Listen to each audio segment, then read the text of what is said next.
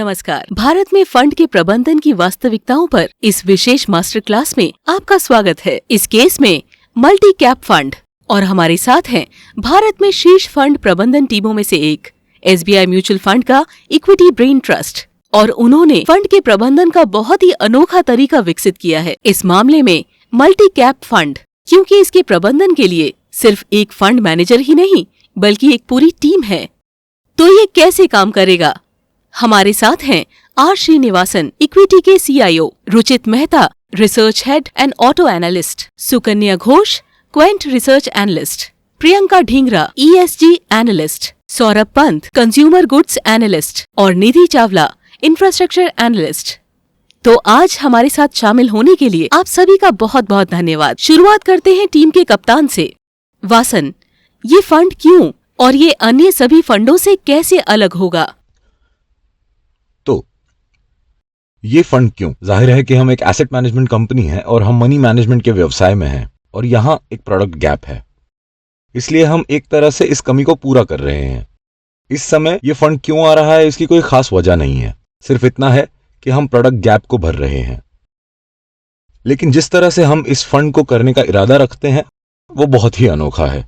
जैसे कि हमें गर्व है हमारी एनालिस्ट टीम की ताकत और क्षमता पर, जो आप यहां देख रहे हैं। ये बहुत बड़ी टीम है, उनमें से कई सीनियर एनालिस्ट हैं और हम इसे एनालिस्ट टीम के सर्वोत्तम विचारों के रूप में मैनेज करेंगे। तो मतलब मुझे लगता है कि यह थोड़ा अनोखा है। जैसा कि हम किसी व्यक्ति की क्षमताओं को प्रभावी ढंग से कंबाइन या ऑप्टिमाइज करने की कोशिश कर रहे हैं।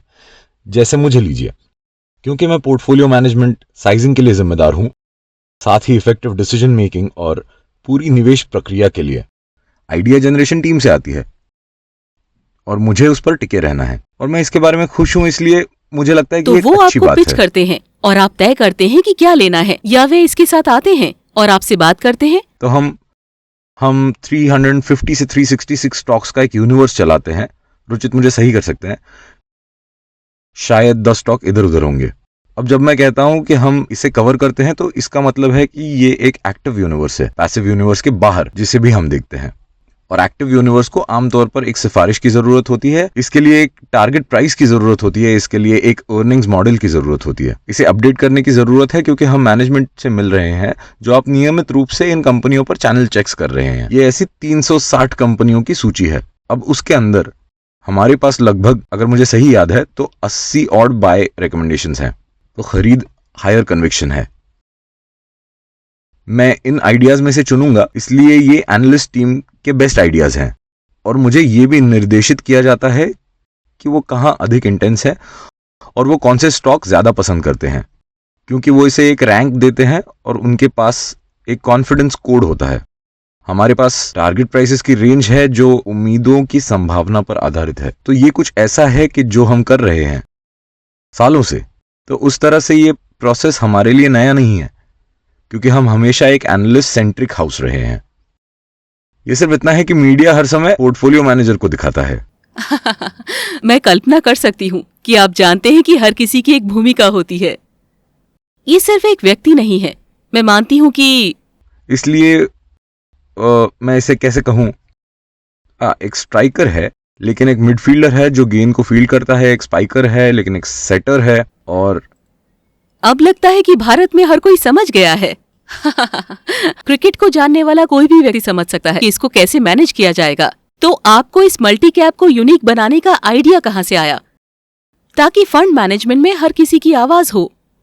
तो ये कुछ ऐसा है जिसके बारे में हम सोच रहे हैं और मैं एग्जैजरेट नहीं कर रहा हूं जब मैं कहता हूं कि हम पिछले 9-10 वर्षों से इस बारे में सोच रहे हैं और हम लागू कर रहे हैं और हम पैसा लगा रहे हैं जहां हमारा ध्यान असली फंड में है, अगर ज्यादा नहीं तो पिछले 7 वर्षों से। इसलिए हम इस तथ्य को लेकर बहुत एडमेंट है कि परफॉर्मेंस जरूरी है। लंबी अवधि में क्या जरूरी है? ये परफॉर्मेंस की कंसिस्टेंसी है।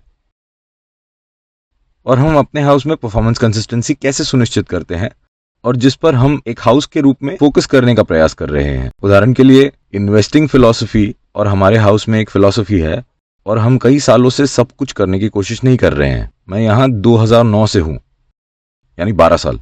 इसलिए इन 12 वर्षों में से 10 के लिए हमने स्टॉक इलेक्शंस पर ध्यान दिया है और हमने कहा कि हम यही सबसे अच्छा करते हैं और इसी पर हम ध्यान देंगे। और स्टॉक सिलेक्शन के लिए एक फिलॉसफी है, लेकिन अब हम लैटरल रिसर्च में हैं।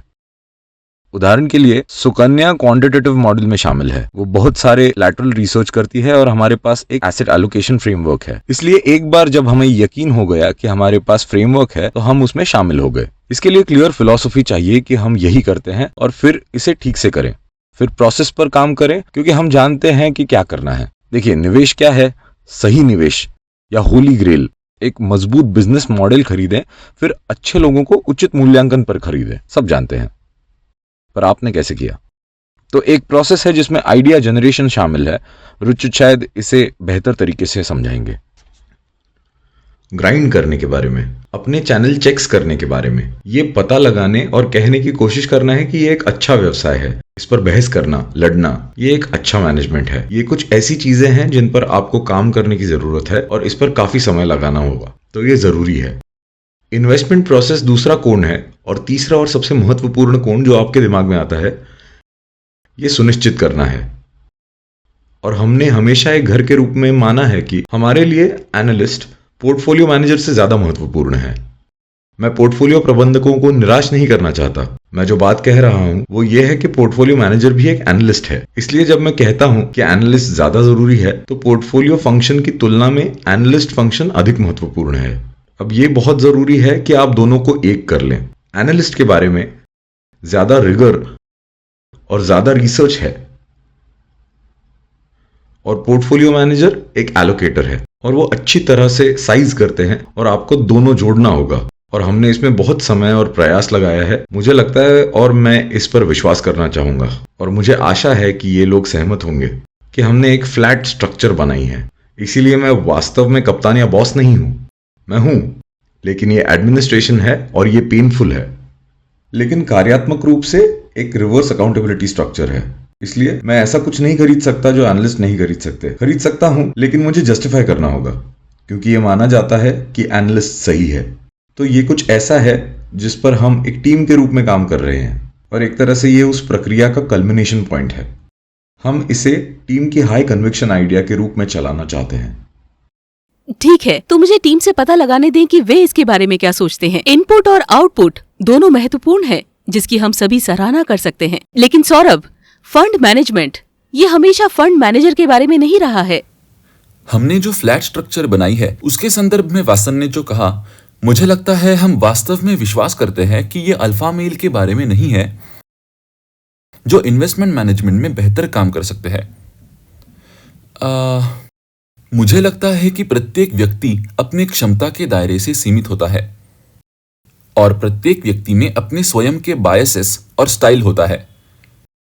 और मुझे लगता है कि इस फंड के साथ हमारा लक्ष्य यह है कि एक सामूहिक टीम के रूप में हम रद्द करने में सक्षम हैं इनमें से कुछ बायसेस, और उम्मीद है कि इन्वेस्टमेंट मैनेजमेंट में बेहतर काम करेंगे।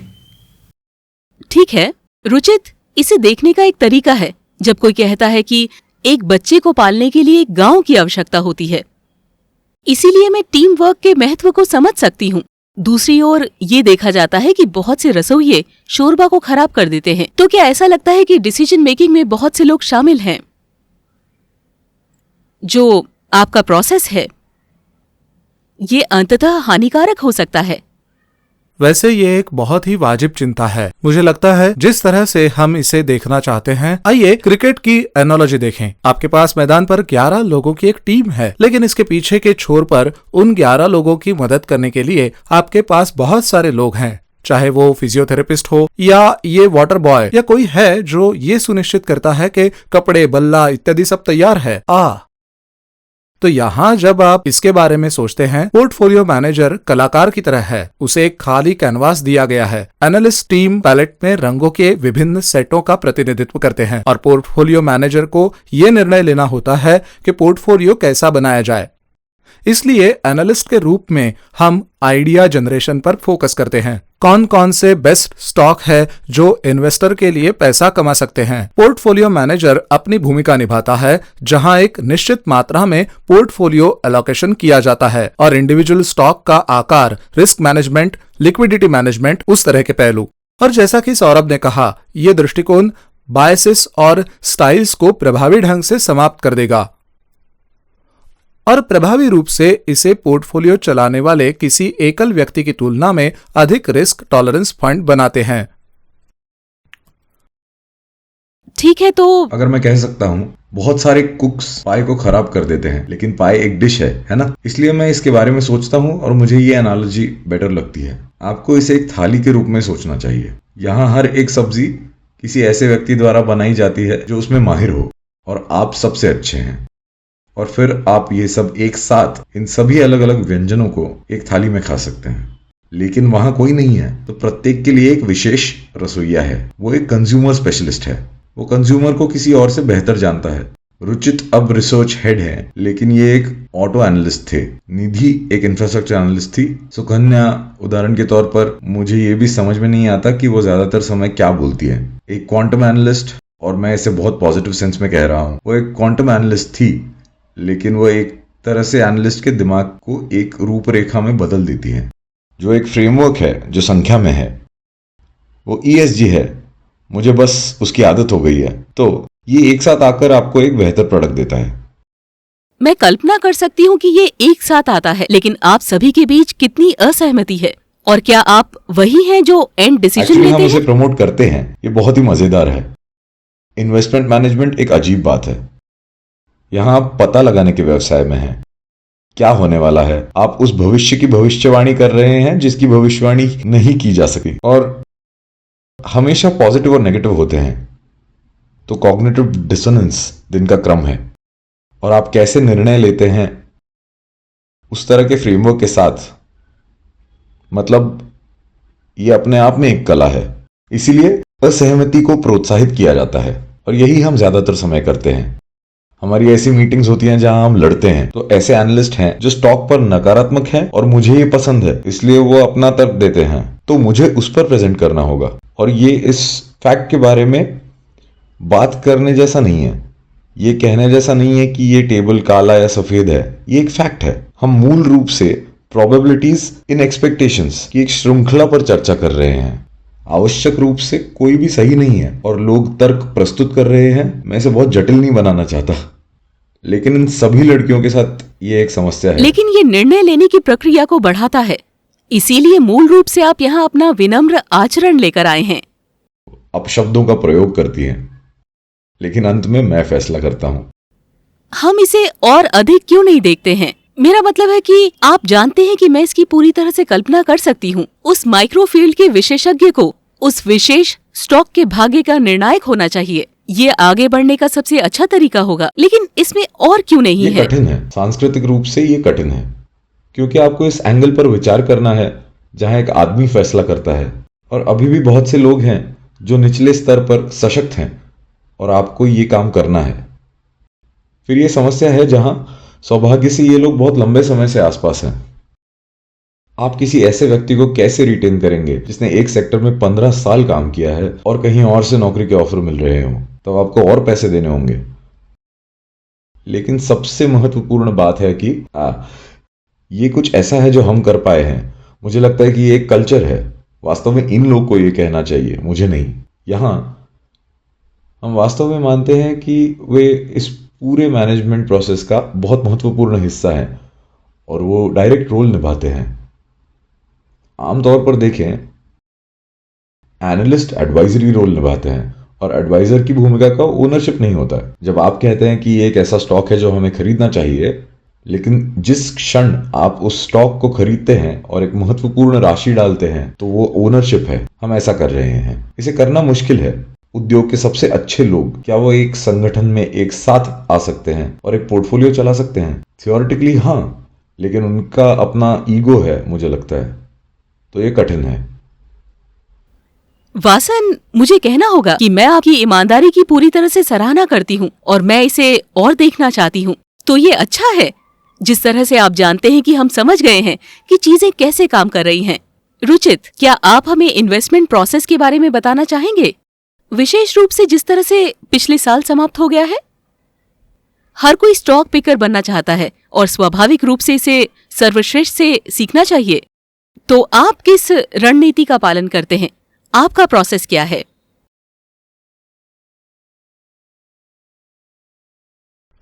इसकी शुरुआत आइडिया जनरेशन से होती है। सुकन्या और हमारी टीम बहुत सारे स्क्रीनर्स और बहुत सारे क्वांटिटेटिव मॉडल्स के माध्यम से जाती है, ये देखने के लिए कि किस तरह के पोटेंशियल स्टॉक्स आइडियाज मौजूद है। फिर ये स्कटलबट के मंच पर चला जाता है। यहाँ हम धरातल पर बहुत सारे चैनल चेक करने, लोगों से मिलने का प्रयास करते हैं और यहाँ हम इस पर बहुत जोर देते हैं क्योंकि ये प्रक्रिया ही विचारों का स्रोत हो सकती है। आप एक प्रतियोगी की मैनेजमेंट से मिलते हैं और वो व्यक्ति आपको बहुत से अन्य लोगों की प्रतिक्रिया देगा। कई बार ऐसा हुआ है जब एक कंपनी की जांच करते समय हम वास्तव में बाहर जाते हैं और दूसरी कंपनी या प्रतिस्पर्धी में भी खरीदारी करते हैं। हमने उस पर ESG के एक बहुत विस्तृत परत तैयार की है। प्रियंका आपको उस पर भी विस्तृत अपडेट दे सकती हैं। फिर हम में से हर कोई एक क्वालिटेटिव थीसिस लिखता है। मैं इस व्यवसाय का एक हिस्सा क्यों लेना चाहता हूं, और ये मूल्यांकन के बारे में एग्नोस्टिक नहीं है, लेकिन मैं इसका मालिक क्यों बनना चाहता हूं। मुझे एक मामला बनाना है कि देखो ये एक अच्छा व्यवसाय है। अगर कल यह 50% गिर जाता है तो मुझे अपने निवेश को दुगना करने में खुशी होगी। इसलिए हमें बहुत दृढ़ विश्वास रखना होगा। फिर पोर्टफोलियो मैनेजमेंट आता है, एग्जीक्यूशन उसके बाद होता है, और फिर मेंटेनेंस। हम मेंटेनेंस पर भी बहुत जोर देते हैं। ऐसा नहीं है कि एक बार ये सब हो जाने के बाद आप ये सब कर लें, लेकिन हमें इसे डे इन डे आउट करते रहने की जरूरत है, और ये आपको निवेश से जोड़े रखता है और आपका विश्वास जीवित रहता है। तो मुझे लगता है कुछ अर्थों में हम इसे इस तरह से करते हैं। और ये एक एनालिस्ट द्वारा किया जाता है और ये अंततः पोर्टफोलियो में रिफ्लेक्ट होता है। ये एक अच्छी शादी की तरह है, लेकिन इसे चलाना कठिन है। तो ये पूरा और अच्छी बात यह है कि सभी पोर्टफोलियो मैनेजर इसे करते हैं, इसलिए वासन भी ये सब करते हैं। कुछ कंपनियों के लिए जिन्हें वो विशेष रूप से देख रहा है, इसलिए फ्लैट हायरार्की स्ट्रक्चर में जाने से पहले हम सभी एनालिस्ट हैं। सभी पोर्टफोलियो मैनेजर एनालिस्ट हैं, इसीलिए ऐसा नहीं है कि वो एक डाइवर्सिफाइड पोर्टफोलियो मैनेजर है और एक एनालिस्ट भी है। बिल्कुल। तो आपका पैसिव यूनिवर्स 600 से अधिक स्टॉक है और एक्टिव यूनिवर्स 360 ऑड है ना? और फिर आप 80 पर कॉल्स खरीदते हैं। ओरिजिनल आइडिया कैसे उत्पन्न होता है और फिर इसे आपके पास एक कॉम्पैक्ट पोर्टफोलियो के लिए कैसे अंतिम रूप दिया जाता है? जैसा कि मैंने कहा, हमने शुरू करने के लिए बहुत सारे क्वांटिटेटिव टूल्स किए हैं। हमारे पास स्क्रीनर्स, क्वांट मॉडल्स का अपना एक सेट है जिसे हम समय समय पर चलाते हैं, और हर हफ्ते हम इनमें से कुछ मॉडलों की स्क्रीन करते हैं। और ये एक मशीन की तरह है। ये कहता है, देखो इस विचार को देखो। हमारे पास एक बेस्ट आइडियाज पोर्टफोलियो डिस्कशन है जहां हर एनालिस्ट एक स्टॉक को पिच करता रहता है जो उन्हें पसंद है। एक बार जब वो 7 लेयर अप्रोच से गुजरते हैं और किसी विशेष स्टॉक पर दृढ़ विश्वास के साथ सामने आते हैं, हम समय समय पर बहुत चर्चा करते हैं। वो चर्चाएं हर गुरुवार को होती हैं, और कई बार हम रात के 9 या 10 बजे तक किसी विशेष स्टॉक पर चर्चा करते हुए 4 या 5 घंटे तक जागते थे। और हर कोई सक्रिय रूप से ये पता लगाने के लिए प्रयास करता है कि हम एक खरीद स्टॉक पर और अधिक विश्वास कैसे बना सकते हैं। तो ये हमारे मॉडल और स्क्रीनर्स के माध्यम से आइडिया जनरेशन के बारे में है। ग्राउंड रिसर्च पर बहुत अधिक ध्यान दिया जाता है और बहुत बहस और चर्चा होती है। तो एक बार जब हम ऐसा कर लेते हैं तो हमारे पास विचारों का ये पूल हो जाता है। कभी कभी ये ऐसी स्थिति पैदा कर सकता है जहां आपके पास बहुत अधिक विचार हों, और यहाँ एक पोर्टफोलियो मैनेजर की भूमिका पोर्टफोलियो को सीमित संख्या में शेयरों तक सीमित रखने के लिए आती है, और समय के साथ ये सुनिश्चित करना कि पोर्टफोलियो में केवल सबसे अच्छे विचार हैं, और आप लगातार मूल्यांकन कर रहे हैं कि पोर्टफोलियो में पहले से क्या है, क्योंकि कोई हमेशा ये कहते हुए दरवाजा खटखटाता है कि वो चाहता है कि ये विचार इस पोर्टफोलियो में हो। तो ये एक इंटरैक्टिव प्रोसेस है और इससे सर्वोत्तम प्राप्त होता है। तो ऐसा लगता है कि सब कुछ आपके साथ शुरू होता है। सुकन्या और वासन ने हमारी रुचि को चरम पर पहुंचा दिया है कि आप क्या करते हैं। क्या आप हमें बता सकते हैं कि वास्तव में क्वांटिटेटिव एनालिसिस क्या है और ये वैल्यू कैसे जोड़ता है? इसीलिए क्वांट रिसर्च सामान्य तौर पर पूरी निवेश प्रक्रिया में अनुशासन लाता है। और क्योंकि यह डेटा संचालित है, यह इन सभी व्यावहारिक पूर्वग्रहों को समाप्त करता है जो फंड मैनेजरों के पास हो सकते हैं। इससे निवेश शैलियों में विविधता आती है। तो हमने जो करने की कोशिश की है, हमने एक इन हाउस क्वांट मॉडल बनाया है जो हमें स्टॉक की एक विस्तृत श्रृंखला को कवर करने में मदद करता है और शुरुआती संकेतों को देख सकता है। और इसका उपयोग रिसर्च टीम द्वारा उनके लिए स्टॉक आइडियाज बनाने के लिए किया जाता है। ठीक है, तो वो और भी ये बहुत पूरा कुछ करती है। ठीक है, मुझे लगता है कि आप सब कुछ बताना नहीं चाहते हैं, जो ठीक है। लेकिन ये पूरा प्रयास इन स्टॉक आइडियाज में से प्रत्येक के पीछे ओनरशिप लाने का है, और ये केवल कागजी पोर्टफोलियो चलाने के लिए नहीं है। वास्तव में एक कागजी पोर्टफोलियो सही अर्थों में जवाबदेही नहीं लेता है। एक विश्लेषक एक पेपर पोर्टफोलियो के साथ स्टॉक की सिफारिश कर सकता है, लेकिन एक लाइव पोर्टफोलियो के साथ यह पूरी तरह अलग है। इसीलिए एक कागजी पोर्टफोलियो में एक तरल स्टॉक से बाहर निकलना बहुत आसान होता है, लेकिन असल जिंदगी में लिक्विडिटी और कीमत के बारे में सोचना पड़ता है। इसीलिए इस फंड में हम सही जवाबदेही लाने की कोशिश कर रहे हैं, जहां विश्लेषक की सिफारिशों का उपयोग उनके जीवन पोर्टफोलियो में किया जाएगा। हाँ, इस तरह से बहुत सारे करियर समाप्त हो गए होंगे, बस इक्विलेट स्टॉक से बाहर निकालने की कोशिश में। प्रियंका, अब आपकी ट्रैकिंग ESG, इसमें एक और परत जुड़ गई है। वास्तव में कहें तो ESG की ये परत फंड मैनेजमेंट में कैसे काम करती है? रूप से हमारे पास हमारे इक्विटी यूनिवर्स में ESG परत का एकीकरण है। और हम क्या करने की कोशिश करते हैं, हम ESG पिलर्स को देखते हैं और मटेरियल पैरामीटर्स को देखते हैं। और जब मैं ESG पैरामीटर कहता हूँ तो वो केवल एक्स्ट्रा फाइनेंशियल पैरामीटर्स नहीं है, वे पैरामीटर हैं जो किसी कंपनी के लिए वित्तीय रूप से महत्वपूर्ण बनने की क्षमता रखते हैं। और हम ये एनालिसिस अपने सभी एक्टिव पोर्टफोलियो पर करते रहते हैं, और हमारा बहुत ही एंगेजमेंट ओरिएंटेड अप्रोच है। हम कंपनियों का विश्लेषण करने और उसे अंक देने तक ही सीमित नहीं हैं। और जब हमारे एनालिसिस रेड फ्लैग की ओर इशारा करता है तो हम कंपनियों से बात करते हैं। हम उनके डिस्क्लोजर्स और प्रैक्टिसेस में सुधार करके और उनके लिए लैंडस्केप स्टडीज करके उन्हें चुनौतियों पर काबू पाने में उनकी मदद करने का भी प्रयास करते हैं, और अपने पोर्टफोलियो को बेहतर बनाने के लिए। और ये एक ऐसी प्रक्रिया है जो पूरे इन्वेस्टमेंट प्रोसेस में सहायता करती है, क्योंकि कुछ जोखिम हो सकते हैं जो वर्तमान में वित्तीय नहीं दिख रहे हैं और फाइनेंशियल एनालिस्ट ने उन्हें पकड़ा नहीं है। लेकिन हम किसी भी तरह के छिपे हुए जोखिमों के लिए पूरे यूनिवर्स की निगरानी करते रहते हैं जो अभी स्पष्ट नहीं है और निकट या दूर भविष्य में कंपनी को प्रभावित कर सकता है। तो ये मूल रूप से कंपनी का रिस्क असेसमेंट कर रहा है, इससे पहले कि हर कोई इसे बिल्कुल, पकड़ ले। इसे पहले से खाली कर दे और फिर रिस्क असेसमेंट करे। ये फाइनेंशियल रिस्क की परत को जोड़ता है जिसे हम वैसे भी जांच रहे हैं। ठीक है सौरभ, स्टॉक आइडिया को रिजेक्ट करना कितना मुश्किल है? हाँ, वास्तव में करंट मार्केट कंडीशंस में, विशेष रूप से IPO फ्रेंजी और क्रेजी लिस्टिंग पॉप्स के साथ, मुझे लगता है एनालिस्ट वो विचारों को अस्वीकार करने की दुविधा में है। और जैसा कि आपने कहा, सही विचार चुनना महत्वपूर्ण है और बुरे विचारों को जाने देना भी उतना ही महत्वपूर्ण है। और मुझे लगता है कि एक टीम के रूप में हमें एहसास होता है कि बाजार में प्राइस वैल्यू डिसलोकेशन है, विशेष रूप से नए IPOs पर। यह वास्तव में एक नॉर्म के बजाय एक एक्सेप्शन है और हम इस तथ्य से अवगत है। और एनालिस्ट के रूप में हम अपने आप को नियंत्रित करते हैं कि शॉर्ट टर्म मोमेंटम के साथ आगे न बढ़े। और मुझे यह भी लगता है कि ये मूल बातों पर वापस जाने के बारे में है। आपको अपने मूल सिद्धांतों पर वापस जाने की जरूरत है और अपनी रिसर्च प्रोसेस का समर्थन करें और उस पर विश्वास रखें। और विशेष रूप से SBI म्यूचुअल में हमने इनमें से कई IPO में निवेश नहीं किया है, और ऐसा इसलिए था, प्राइसिंग ऐसा था कि पर्याप्त मूल्य नहीं था, या मौलिक रूप से हमें व्यवसाय अच्छा नहीं लगा। लेकिन हां, मेरा मतलब है यह कठिन बात है। विचार को अस्वीकार करना एक कठिन बात है, खासकर जब इसके चारों ओर इतना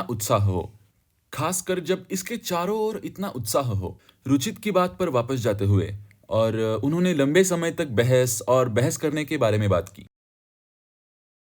ऐसे मामलों में क्या होता है,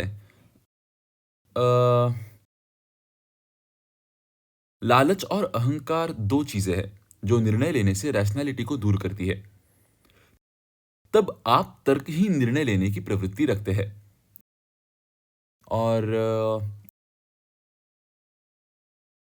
और जब हम पोटेंशियल आइडियाज के बारे में बहुत बहस कर रहे होते हैं, मुझे लगता है कि ये उन बायसेस और उन ईगोस को दूर करने में मदद करते हैं और उम्मीद है कि कुछ हद तक हम निवेश के अधिक रैशनल इन्वेस्टमेंट डिसीजंस ले सकेंगे। ठीक है, इसीलिए हमारे पास एक डेलिबरेट डेविल्स एडवोकेट अप्रोच है। हम में से कोई ना कोई इसमें मदद करने के लिए प्रवृत्त होता है। तो आपके दिमाग में आवाज वास्तव में आपके आसपास के 7 लोग हैं। ठीक है, तो ये अंतर्राष्ट्रीय निवेश में कैसे काम कर रहा है? आप वहां क्या प्रक्रिया अपनाते हैं? क्योंकि यहाँ पहले से ही स्टॉक का विशाल ब्रह्मांड है और फिर ये 10 गुणा हो जाता है। आप इसे कैसे करते हैं? इन्वेस्टमेंट प्रोसेस एक जैसा है। ये बहुत कुछ वैसा ही है जैसा हम घरेलू स्तर पर करते आ रहे हैं। अब 2 कारण है कि हमने भारत से बाहर क्यों देखना शुरू किया। पहला यह है कि हम रिलेटिव रिटर्न इन्वेस्टर्स हैं और प्रभावी रूप से इसका मतलब है कि हमें नए विचारों को देखना चाहिए। और देखिए, ऐसे विचार खोजे जो हमारे मौजूदा निवेशों को मात दे सके। तो ये एक ऑनगोइंग प्रोसेस है। जिस तरह से हमने रिफाइन किया है वो कवरेज यूनिवर्स है। उम्मीद है अगर हम इसे अच्छी तरह से करते हैं तो हम पोर्टफोलियो के लिए अल्फा बना सकते हैं। तो वो एक कारण है। और दूसरा ये है कि कुछ ऐसे अवसर है जो घरेलू स्तर पर मौजूद नहीं है। उदाहरण के लिए डिजिटल स्पेस में या न्यू एनर्जी स्पेस के क्षेत्र में अवसर। ये ऐसे अवसर है जो कठिन है और हमारे पास भारत में पर्याप्त नहीं है। और आप जानते हैं, इनमें से कुछ श्रेणियों में ग्लोबल लीडर्स भी है, जिसमें कुल विश्व इन श्रेणियों के लिए योग्य बाजार है और भारत भी उस एड्रेसेबल मार्केट का हिस्सा है। और ये ग्लोबल लीडर्स वास्तव में इन श्रेणियों पर हावी हो रहे हैं और दुर्भाग्य से वे भारत में लिस्टेड नहीं हैं और इसीलिए इसका पता लगाने के लिए आपको बाहर देखना होगा। हाँ, आपके और पास मैं इसका तीसरा एक्सेस कारण होना बताऊंगा चाहिए। जिसके बारे में अक्सर बात नहीं की जाती है और ये कंट्रोवर्शियल है। ये कंट्रोवर्शियल क्यों है? मुझे पता है वो किस बारे में बात करना जा रहे हैं। ये मार्केट की लिक्विडिटी है। फंड साइज इतना बड़ा हो गया है, हमारे लिए एक लिक्विड पोर्टफोलियो सुनिश्चित करने और अभी भी अल्फा जनरेट करने का एकमात्र तरीका यूनिवर्स का विस्तार करना है। इस प्रकार आपको जितना हो सके बाहर जाने की जरूरत है। बिल्कुल सही बात है। और मुझे नहीं पता कि इसे कंट्रोवर्शियल क्यों होना चाहिए, क्योंकि ये ऐसा ही है। निधि, आप जानते हैं कि हर कोई जानना चाहता है कि क्या खरीदना है और कैसे खरीदना है। कोई नहीं जानना चाहता कि क्या बेचा जाए और कैसे बेचा जाए। आप कैसे तय करते हैं कि स्टॉक से कब बाहर निकलना है? और क्या ये निर्णय खरीदने जितना महत्वपूर्ण है? तो आत्मा अनुशासन उतना ही महत्वपूर्ण है जितना कि खरीदना। इसलिए कि आप अपने विनर्स को बहुत जल्दी बेचना नहीं चाहते और लूजर्स को भी पकड़े रहना नहीं चाहते। तो आपको अपने निवेश उद्देश्य या निवेश थीसिस की जांच करते रहना चाहिए। और आप एक स्टॉक क्यों बेचेंगे? या तो आपकी थीसिस गलत हो रही है या आप अपने निवेश के उद्देश्य या फेयर वैल्यू के टारगेट तक पहुंच गए हैं। एक इन्वेस्टमेंट फ्रेमवर्क का होना जरूरी है। और आप अपनी थीसिस और रिसर्च का परीक्षण कैसे करते हैं? इन्वेस्टमेंट के उद्देश्य जो आप वास्तव में बनाते हैं। वासन ने फेयर प्राइस या टारगेट प्राइस के बारे में बात की। इस तरह की विस्तृत चर्चा बहुत मदद करती है, क्योंकि आप जो एक एनालिस्ट या एक सेक्टोरल एक्सपर्ट के रूप में हैं, आप बहुत सी ऐसी चीजों को देखते हैं जो पोर्टफोलियो मैनेजर दिन प्रतिदिन नहीं देख पाते। यदि आप इसके बारे में सोचते हैं तो मैं केवल अपने सेक्टर को देख रही हूँ और फिर बाकी मल्टीडिसिप्लिनरी एनालिस्ट और पोर्टफोलियो मैनेजर्स के साथ जो चर्चा होती है, और कभी कभी ये चर्चा एक बहस हो जाती है और इस बहस से हमें स्टॉक को प्रभावी ढंग से बेचने में मदद मिलती है। ठीक है, एक बात जो इस पूरी बातचीत के दौरान सामने आई है वो है एक एनालिस्ट कन्विक्शन का महत्व। तो एक एनालिस्ट के रूप में जो आपको ये विश्वास दिलाता है कि क्या ये सिर्फ कोल्ड हार्ड फैक्ट्स हैं जो कंपनी की संख्या में प्रस्तुत किए जाते हैं, या ये वो नैरेटिव है जो कंपनी प्रदान करती है। इसलिए मुझे लगता है कि दोनों महत्वपूर्ण हैं। नैरेटिव्स वास्तव में हमें इन्वेस्टमेंट थीसिस बनाने में मदद करती है।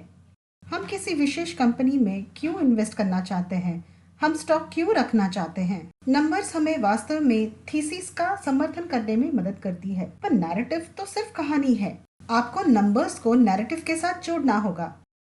ये दोनों ही महत्वपूर्ण और शक्तिशाली हैं। उनमें से कोई भी मदद कर सकता है या गलतियां करवा सकता है, लेकिन आपको इन्हें एक साथ रखने की कोशिश करनी चाहिए अधिक प्रभावी तरीके से। और यही एक एनालिस्ट और एक फंड मैनेजर होने का और सही स्टॉक खोजने का सारांश है।